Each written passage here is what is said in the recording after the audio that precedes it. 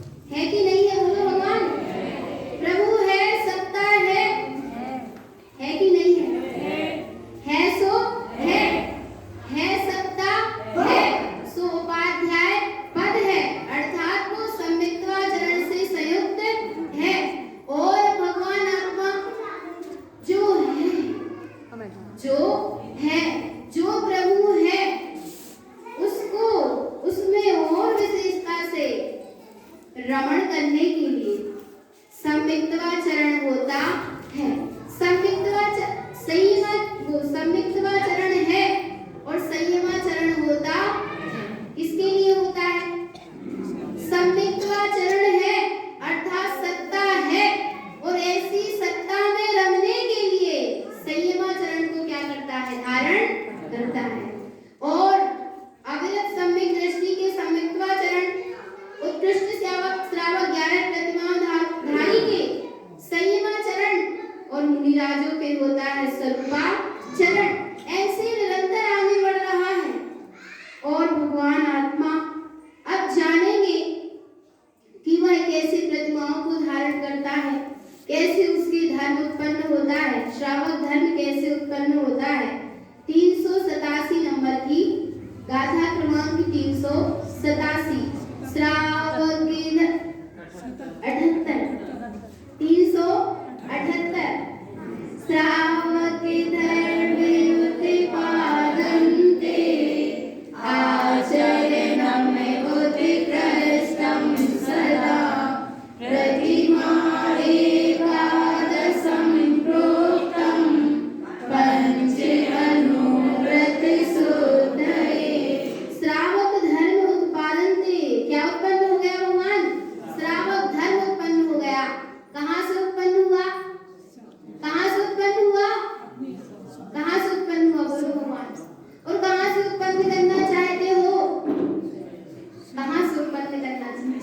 स्वयं से जो उत्पन्न होगा वो सच्चा होगा और बाहर से जो लिया दिया जाए वो सच्चा होता नहीं है। श्रावक धर्म उत्पादन्ते आचरणं उत्कृष्टं सदा।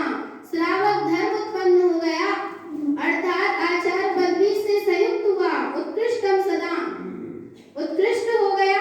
क्यों उत्कृष्ट हो गया? प्रतिमा एकादशम प्रोक्तम, क्या हुआ भगवान? 11 प्रतिमाओं को शिव ने क्या कर लिया? धारण कर लिया। पंच अनुव्रत शुद्ध है और शुद्धता से 5 अनुव्रतों को धारण कर लिया। सुबह आचार पदवी का धारी हो गया। उत्कृष्ट श्रावक कहलाने लगा। क्या कहलाने लगा? उत्कृष्ट श्रावक कहलाने लगा। और भगवान आत्मा नंद में संतुष्ट नहीं हुआ। नंद दशा में क्या नहीं हुआ? क्योंकि उसको क्या पाना है? परमानंद को क्या होना है? उपलब्ध होना है। इसीलिए नंद दशा में संतुष्ट नहीं हुआ और आगे साधना बढ़ाई तो अब कौन सी दशा प्रकट हो गई भगवान? आनंद दशा प्रकट हो गई। और आनंद दशा के साथ अविरत सम्यक दृष्टि के मति ज्ञान प्रकट होता है। उपाध्याय पदवी वाले की मति ज्ञान प्रकट होता है और आचार्य पदवी वाले के मति ज्ञान के साथ श्रुत ज्ञान प्रकट हो गया। क्या प्रकट हो गया? मति ज्ञान के साथ श्रुत ज्ञान प्रकट हो गया। जहाँ श्रुत ज्ञान में अपने चैतन्य स्वभाव की सूरत चलने लगती है वहाँ पर विषय भोग पुसाते नहीं। क्या नहीं पुसाते? विषय भोग नहीं पुसाते। इसलिए अंदर से ही प्रतिमा अपने आप स्वयं ही क्या होती है? उत्पन्न होती है। अब कौन कौन सी है वे प्रतिमा? दंसन वै सामाई पोषय सचित चिंतनम अनुरागम ब्रह्मचर्यम च आरंभम परिरस्तथा अनुमतम उदिष्ट देशम च प्रतिमा एकदशानि च व्रतानि पंच उत्पादन्ते श्रूयते जिनागमम्। दंसन वै सामाई अर्थात दर्शन प्रतिमा, वै अर्थात व्रत प्रतिमा, सामाई अर्थात सामायिक प्रतिमा, पोषय सचित्त चिंतनम रोजोपास प्रतिमा और सचित्त प्रतिमा। कौन सी प्रतिमा? सचित्त प्रतिमा। अनुरागम अनुराग भक्ति प्रतिमा। ब्रह्मचर्य अर्थात ब्रह्मचर्य प्रतिमा। आरंभम कौन सी प्रतिमा? आरंभ प्रतिमा। और परिग्रह तथा परिग्रह त्याग प्रतिमा। अनुमतम उदिष्ट देशम च अनुमति त्याग प्रतिमा और उदिष्ट प्रतिमा। प्रतिमा एक दशानी चाहिए। कितनी प्रतिमा हो गई? 11 प्रतिमा। व्रतानि पंच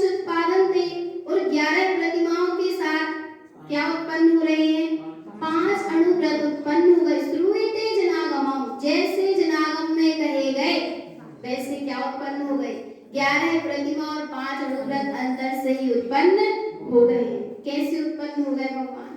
बस एकमात्र स्वभाव स्वभाव स्वभाव, जहाँ स्वभाव स्वभाव का भाव है वहाँ ये सब अपने आप प्रकट हो जाता है। जहाँ विभाव की गंध भी नहीं है, जहाँ एकमात्र स्वभाव स्वभाव का भाव है, स्वभाव में लीनता का जहाँ भाव है, स्वभाव में रमणता का जहाँ भाव है, वहाँ ये सब अपने आप प्रकट होता है। पुरुषार्थ नहीं करना पड़ता। बस क्या पुरुषार्थ किया? क्या पुरुषार्थ किया उस जीव ने? अपने आप को स्वीकार किया। किसको स्वीकार किया? स्वयं को स्वीकार किया। जैसा स्वरूप है वैसा स्वीकारा, और उस स्वीकारता में चंचलता नहीं रही। क्या नहीं रही? अचल को अचल रूप से स्वीकार कर लिया कि हूँ सो हूँ, प्रभु हूँ सो हूँ, स्वामी हूँ सो हूँ, पंथ जिन स्वामी हूँ। गुरु महाराज कह रहे, मैं मेरे पंथ का स्वयं स्वामी हूँ, मैं मेरा स्वयं स्वामी हूँ। यहाँ पर की कोई बात है नहीं भगवान। और देखो कौन कौन से अमृत उत्पन्न हो गए। अहिंसा नृतम जे स्तेयम्बम परिग्रहम शुद्धतत्त्वहृदयं चिन्ते साधं ज्ञानमयं ध्रुवम्। अहिंसा नृतम जे, अहिंसाणुव्रत, सत्याणुव्रत, आचर्याणुव्रत, ब्रह्मचार्याणुव्रत और परिग्रह प्रमाण अणुव्रत, शुद्ध तत्व हृदयम चिंते। किसके लिए भगवान आत्मा अणुव्रत धारण करे? किसके लिए जो धारण किए? कैसे धारण हो गए जी? शुद्ध तत्व हृदयम चिंते, शुद्ध तत्व का हृदय में चिंतन चलता रहे, ये उपयोग बाहर न चला जाए, इसलिए सहज में अणुव्रत क्या हो गए? उत्पन्न हो गए।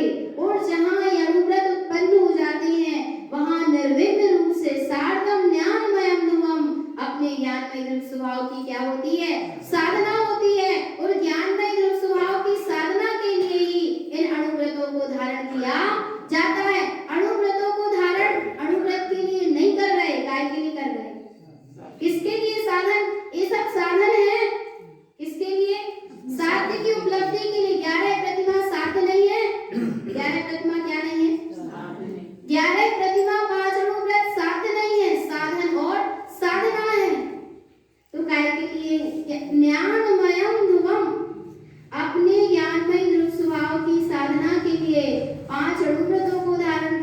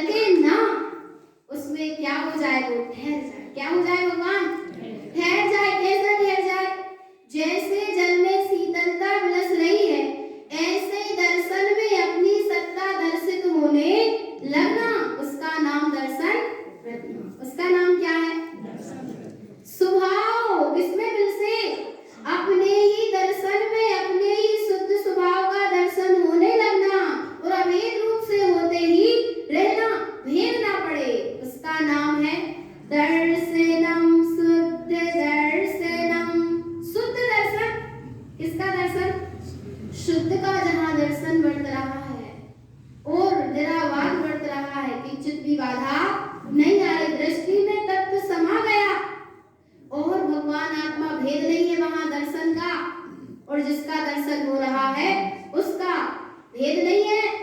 काय का? दृष्टि में तत्व का भेद नहीं है, दृष्टि तत्वमय हो गई, इसलिए वह दृष्टि अब दृष्टि नाम नहीं पा रही। शुद्ध दर्शन क्या नाम पा रही है? शुद्ध दर्शन। दर्शनम शुद्ध दर्शनम, ऐसे शुद्ध स्वभाव का दर्शन करना कि नहीं करना, कि बस एक समय की अनुभूति में संतुष्ट हो गए भगवान, ऐसा तो नहीं है। अरे एक समय की अनुभूति में संतुष्ट नहीं होना, दृष्टि में प्रति समय मेरा स्वभाव बढ़ते, जिसका एक समय के लिए दर्शन हुआ अब उसका कभी वियोग ना हो, ऐसा दर्शन होना चाहिए। कैसा दर्शन? कैसा दर्शन? भगवान माता को इतना मोह है, वो बेटे को दूर नहीं करना चाहती। क्या नहीं करना चाहती? दूर नहीं करना चाहती। क्यों नहीं करना चाहती? क्योंकि उसको क्या है? उससे मोह है, प्रीति है। ऐसे ही भगवान आत्मा जहाँ अपने स्वभाव से इतना मोह, इतनी प्रीति हो जाएगी, वहां पर स्वभाव का वियोग नहीं घुसाएगा। तो क्या करो? दर्शन प्रतिमा को किस लिए धारण करना?